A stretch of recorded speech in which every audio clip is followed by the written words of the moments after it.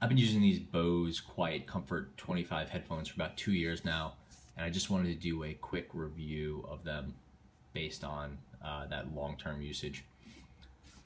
Just on background, I had been using earbuds from Shure and other companies for a long time, basically that were passive noise canceling. Basically, they just block your ear canal.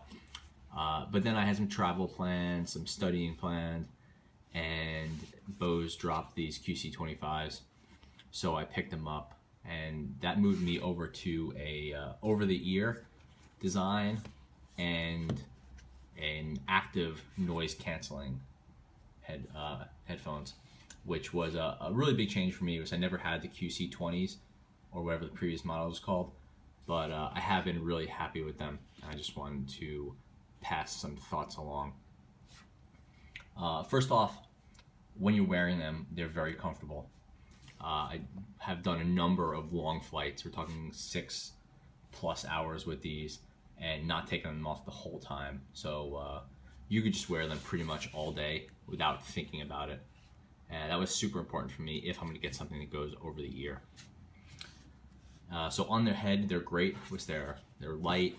This is some sort of like, I don't know if it's a faux leather or real leather, but it's really soft and it's held up well. Like, I've used these for a number of trips, and then at home I've had my kid stretch them out like this, so they do hold up really well.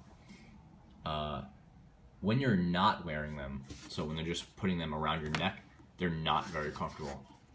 I know they're light and it seems like they would be comfortable, but around your neck, they're just, there's some sharp corners over here, especially if these are turned. You could see right here, so you can get poked with the sharp corners. If this is closed down, it's just not big enough for a normal sized neck, so you open them up, and that makes it a little bit better, but they're just sort of like hanging around your neck and they're not comfortable. So that is kind of annoying. And that, I would say, would be, aside from the price, my single biggest issue with these. Can't really do anything about demoing the noise canceling now, but it works extremely well as long as the noise being canceled is a very regular sound. So train tracks, airplane engine, any of those regular noises driving gets blocked out extremely well.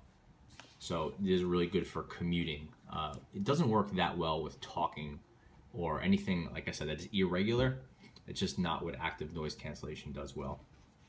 So worth noting that. And I think Bose offers a free trial, or a risk-free trial of these, so you could take them home for like 2 or 3 weeks, give them a shot, and see if you like them. If you're not into them, then you can return them. As for the mechanism, or like the hardware itself, I would say they've held up really well. Again, these are about 2 years old, and really no signs of significant wear. This headband is a little worn in, getting a little dirty, but no rips or tears. The plastic itself has a few scratches, but nothing really notable, and they work excellently. If you haven't seen them in operation, there isn't a whole lot to it. There's an on-off switch, and this is, it might be hard to tell, but that is actually a green LED. That's not green paint. So if you flip the switch and you don't see that light on, that means your battery's dead. And one of the best features about the QC25s over the QC20s is that these headphones will work even if your battery is dead.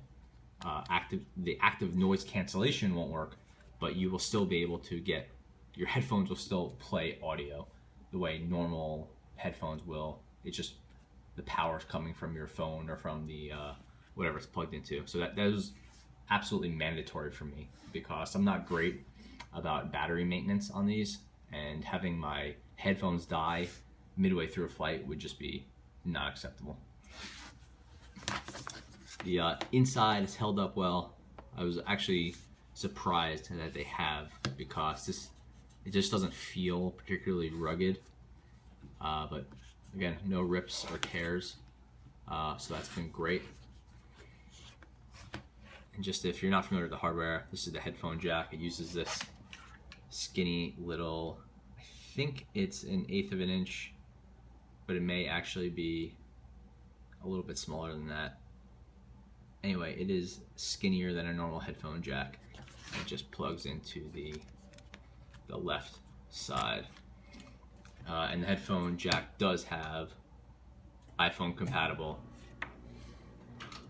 on-off switches, or not, sorry, volume up, volume down switches, as well as that play button. So you got that there, which is nice.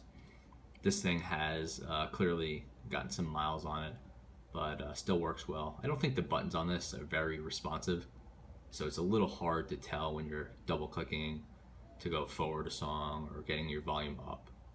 This thing is just a little mushy, and like this is not activating the button, so I'm pushing too far. Here it is, so not a great design here, but it's fine. As for the battery mechanism, I always found this to be kind of awkward. It's hidden away up here, and you pull it up, and then you get the battery out there. So it works fine. It doesn't, sometimes it doesn't close perfectly well. You need to really push it in.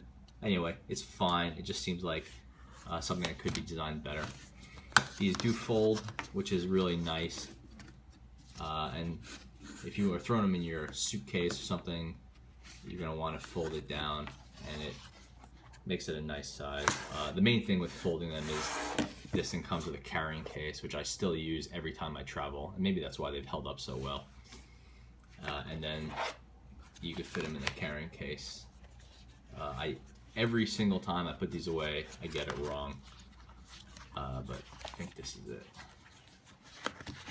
So it fits in the carrying case, and then you have a spare battery in there, and then I guess this is an airplane converter. I've never used it before. This is really for older planes, I think, but you can use this if you want. And that's the case. It's actually not that small.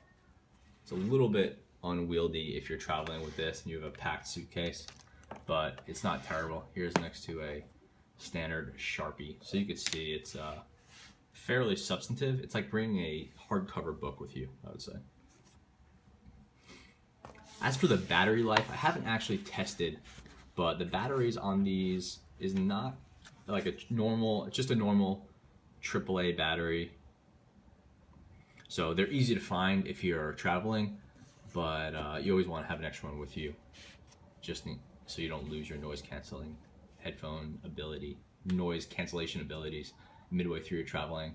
Battery life is, I would say, okay. I haven't measured it yet. My guess would be that you're getting like maybe 15 hours of noise cancellation, of active noise cancellation, and after that it just sort of pops in and pops out in this really annoying way. So with that last 5 or 10% of the battery life, I just keep it off because it going in and out is absolutely the worst. But yeah, I think that pretty much covers it. I'm not really gonna get too much into audio quality. I would say that on the whole, the audio quality for this is good.